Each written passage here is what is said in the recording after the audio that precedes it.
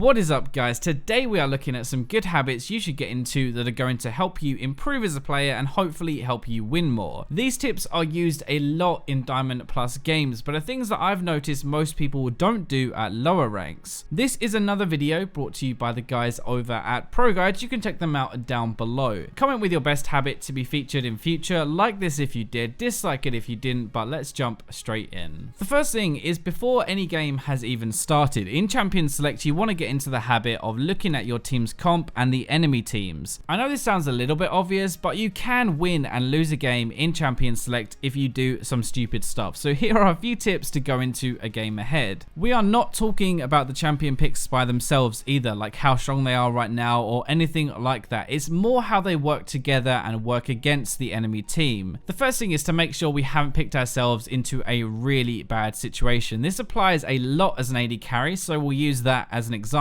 If they're playing a bunch of assassins, then you probably do not want to play Jinx or Ashe, who have no mobility or way of protecting themselves, and in that case an Ezreal or Lucian would be a better way to stay safer. So the thing you want to do, the thing I do all the time, and the good habit here, is to ask yourself, if I pick this champion right now, am I making my life really difficult? The second thing in Champion Select is the composition side of things. Now, you cannot force your team to play things, but you can work around them and what they've already picked.